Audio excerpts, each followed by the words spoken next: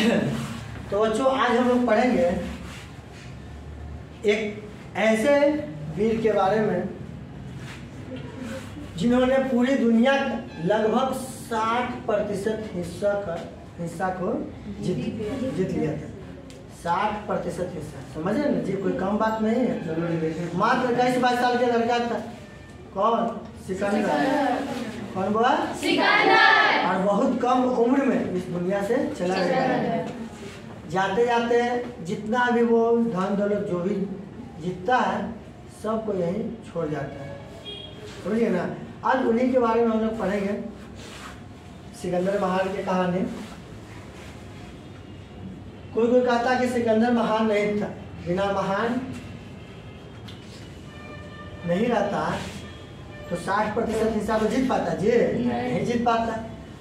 तो देखिए कहानी मकदूनिया यूनानी आक्रमण का, जब यूनानी आक्रमण भारत पर हुआ था, यह जो यूनानी आक्रमण हुआ दूसरा सबसे बड़ा आक्रमण था। ईरान आक्रमण के बाद भारत पर दूसरा महत्वपूर्ण आक्रमण कौन था? यूनानी था।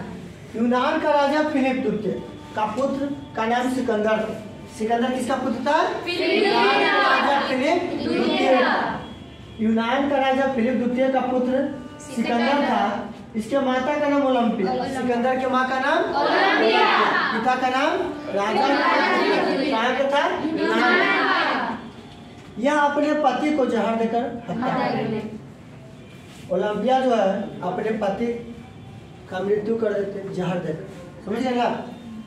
सिकंदर का मूल नाम अलेक्जेंडर मैसेडोनियन। सिकंदर का मूल नाम क्या था? Alexander Macedonian. सिकंदर का मूल नाम मैसेडोनियन था, ठीक है, अलेक्जेंडर मैसेडोनियन।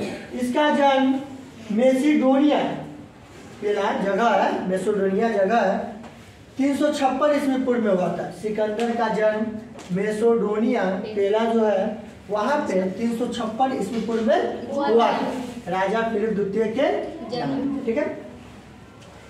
सिकंदर की पत्नी का नाम रुक्साना रेक्सोना, ठीक है। रेक्सोना के पिता फारसी शासक शाहदारा थे। रेक्सोना के पिता कौन थे? वो फारसी शासक शाहदारा थे। और सिकंदर के घोड़े का नाम था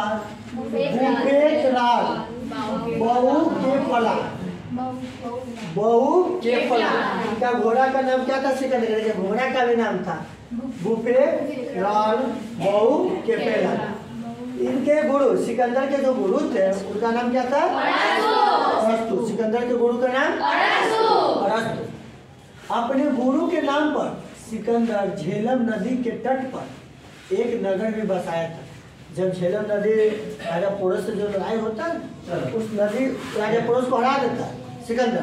अब जो झेलम नदी है उसके तट पर एक नगर बसा है और उस नगर का नाम अपने गुरु अरस्तु के नाम पर रखते हैं सिकंदर, ठीक है ना।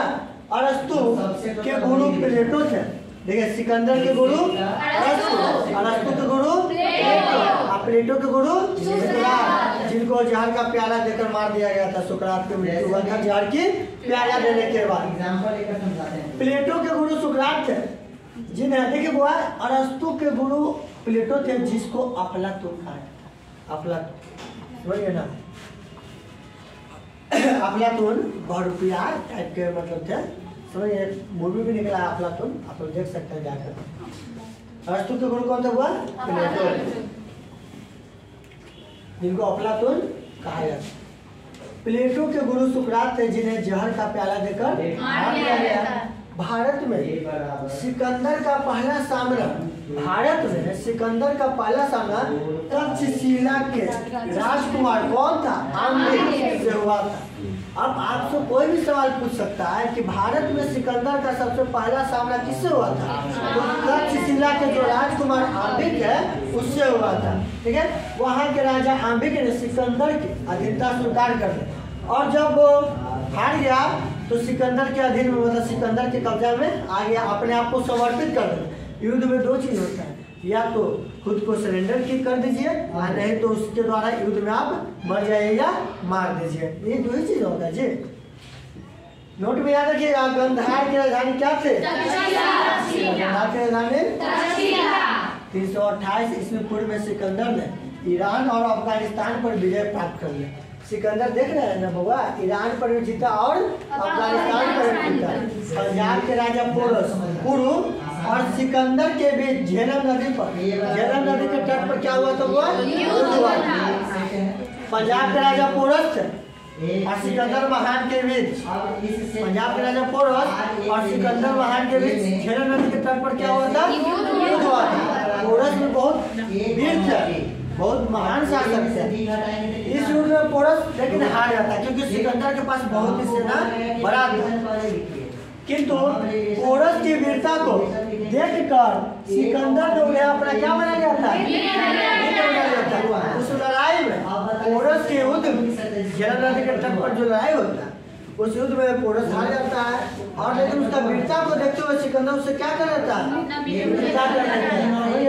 एवं सिकंदर की जो पत्नी सुना है वो क्या करते? पोरस की कलाई में राखी बांधने मतलब भाई बहन का प्रतीक होता है।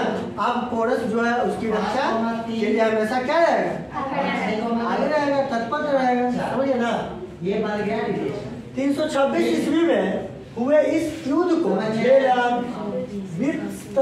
या हाइडेस्पिज का युद्ध कहते हैं। 326 ईस्वी में जो युद्ध हुआ था पोरस का युद्ध, उसको कौन क्या नाम से के युद्ध के नाम से सिकंदर अष्टलमाइट्स 325 ईस्वी पूर्व में वह अपनी सेना के साथ भारत से लौट गया था। वो 325 ईस्वी पूर्व में अपने सेना को लेकर भारत से लौट गया था। कौन? सिकंदर। रीजन क्या था? ध्यान दीजिएगा। 323 ईस्वी पूर्व में इराक के बेबीलोन में डायरिया होने के कारण सिकंदर की 33 वर्ष के अवस्था में मृत्यु हो गई। देखिए उस समय डायरिया का इलाज बीमारी था, मतलब जिसको डायरिया हो गया ना, डायरिया पेचिस जिसको दस्त कर पतला लैट्रिन वगैरह होता है, उस टाइप का उनको हो गया था रोग। और उसका इलाज न होने के कारण उनकी मृत्यु हो गई।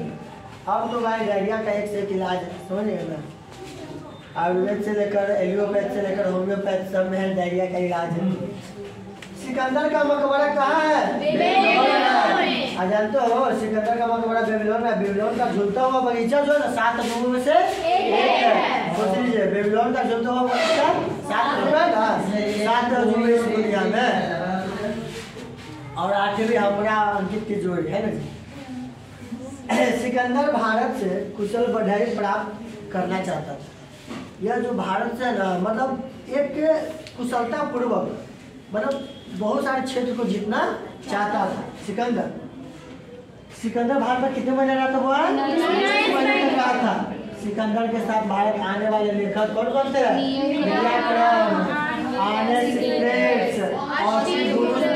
ये सब सिकंदर के साथ साथ आए थे भारत में। सिकंदर हिंदूकुश पर्वत जिसको खबर दर्रा के नाम से जानते हैं उसको पार करके भारत में आया था। सिकंदर जो है खैबर दर्रा को पार करके भारत में आया था।